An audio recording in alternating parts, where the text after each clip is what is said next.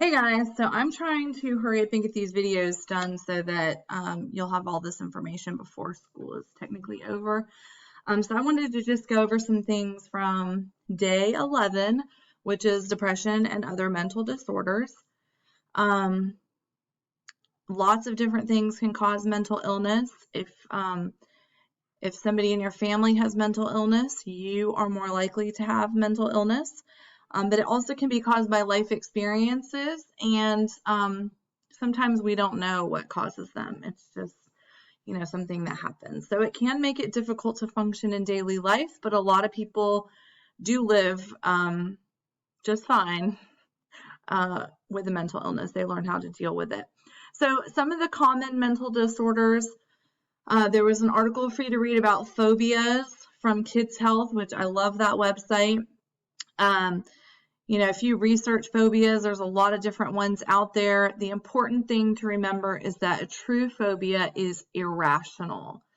So it's an irrational fear of something that cannot actually hurt you. That could be an object or it could be a situation that is totally like out there and not really a possibility.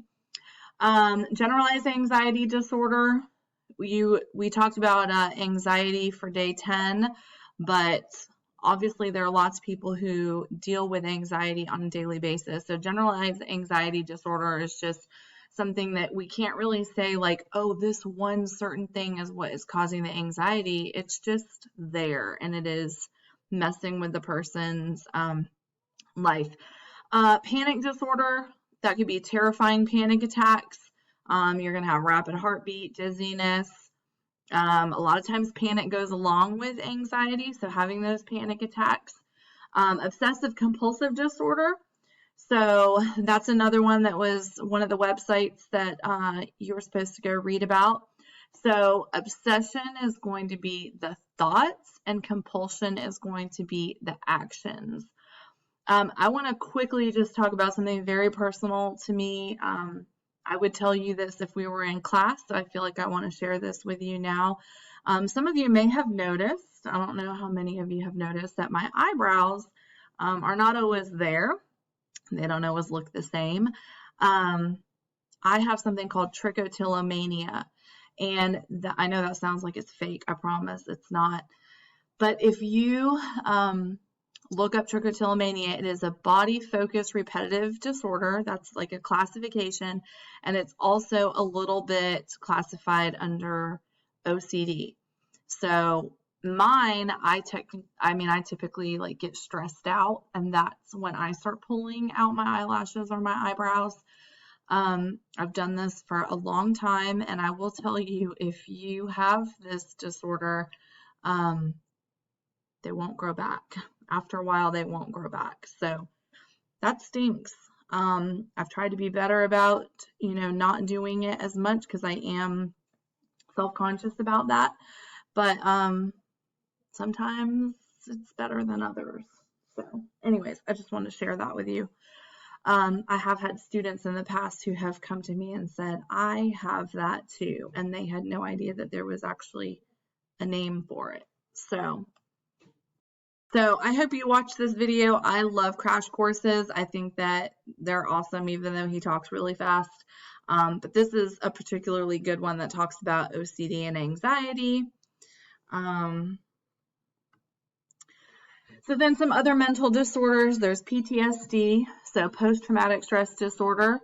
A lot of times we just assume that somebody in the military would be the person who has PTSD, but anybody who has gone through something traumatic, whether it's being in a mass shooting or being being a victim of a crime or a sexual assault, could lead to PTSD, abuse, and then obviously somebody who has experienced going to war or something similar to that. So ADD and ADHD, okay, those are technically classified as mental disorders, and lots of people deal with those. Usually people take medication to deal with those. Just understand that somebody who, maybe is in one of your classes who has ADD or ADHD, like the things that they're doing, they're not doing on purpose. They're not doing it to get on your nerves. They're not doing it to drive somebody crazy. they cannot help it. So they might have a hard time concentrating, or they might get bored and frustrated. They might do things like tapping, or like making noises that you don't like. But they can also be impulsive. Okay, and then eating disorders. We've already learned about eating disorders, so I'm not going to go into those again, but remember that I said those are mental illnesses. So anorexia, bulimia, and binge eating disorder. Then we also have affective disorders, which are going to be your mood disorders. So we've already learned about depression. There's also bipolar disorder. So that was another one that you're supposed to read about for the Google form. Schizophrenia, another one you're supposed to read about. A lot of times people get schizophrenia confused, and they think that it means somebody has multiple personalities, and that's actually not what it is. In the movies in Hollywood, I think in the past they've done a bad job of depicting somebody with schizophrenia, but they might hallucinate, hear voices, have false thoughts. They're very disorganized, and sometimes it's hard for them to connect with people and enjoy life. So I'll touch more on these when I get to the Google form to go over the answers. But we also wanted to throw in 2 more tic disorders. So you've probably heard of Tourette syndrome, where somebody might have tics where they're making little movements or sounds. I had a student several years ago who had Tourette's, and she touched her face a lot and played with her glasses, and sometimes she made little noises, or she'd sometimes kick the chair in front of her. So that's something we just wanted you to be familiar with. And then autism spectrum disorder, that's a difficult one because I don't want anybody to think that, they have a mental illness. But we just wanted to throw this in there because it is something that that affects somebody's brain and affects their learning and their ability to connect with people. And we have lots of students at our school who have autism. And so we just wanted you to be familiar with that. So if you're interested, you can go to that Autism Society website that has a lot of great information. So another video about depression, more about depression. It does not go away on its own. It is not a character weakness. It is not something that somebody can just say, oh, I don't want to be depressed anymore.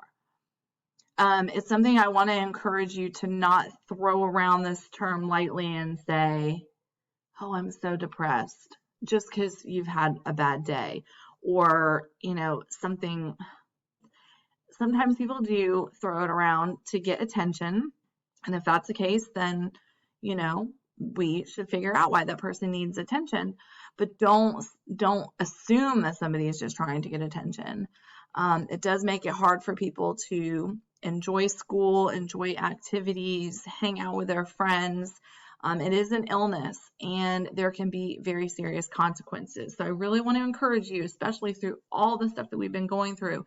If you are experiencing depression, or if a friend is experiencing depression, email me, send me a remind message, reach out to your guidance counselor, reach out to an adult, because it is serious. And again, this is something that I really wish we could be talking about in class. So some of the keys for depression would be sadness, hopelessness, helplessness, like those prolonged feelings of that. And sometimes there are thoughts of suicide, not always, but sometimes. Behaviors, you might be eating a lot more. You might be eating a lot less because you don't have an appetite. Sometimes people turn to drugs and alcohol, not always. And then other risk-taking behaviors. So sometimes this also goes along with anxiety. Sometimes it goes along with eating disorders. But typically, you need to see a therapist, somebody to talk to, a professional, and possibly get medication. Like those things work together really well for people. So you should have watched the video More Than Sad. And I'm going to switch over so that I can talk to you about the Google form. Okay, so let me just talk about the Google form real fast because I want to make sure everybody knew what the right answers were. Once again, I made a mistake. You did not put your name on it because I didn't have a blank for you to put your name on it, and I am so sorry. But I still hope that you did it and understood it because this stuff is so, so, so important. So someone with OCD has obsessions where they can't stop thinking about things like germs, something bad happening, or bad thoughts coming true, and compulsions, which are behaviors such as washing and cleaning too much, redoing things, or checking and rechecking things. Okay.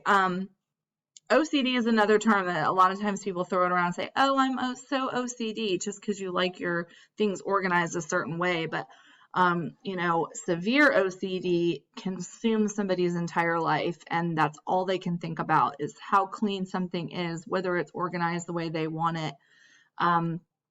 And sometimes it can be detrimental to somebody's health. People with OCD may repeat rituals or behaviors over and over because it temporarily interrupts bad thoughts and brings relief. Treatment for OCD could be seeing a therapist, and sometimes medication works, not always. Some phobias develop from scary experiences. A tiny structure in your brain called an amygdala keeps track of experiences that trigger strong emotions and warn us when it might happen again. So this is a defense mechanism. This is good. This is your body saying, oh my gosh, that tiger or mean dog or bee sting could hurt you, could kill you. So yeah, that little part in our brain is pretty awesome. It's not awesome when it totally, you know, control somebody's life though. So the fear of dogs is called cynophobia.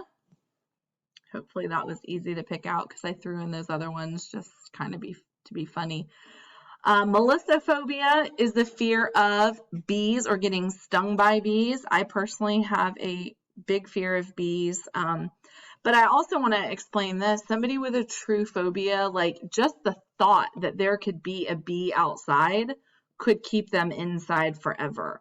Or like clowns, like just seeing a picture of a clown could make somebody like hyperventilate, freak out.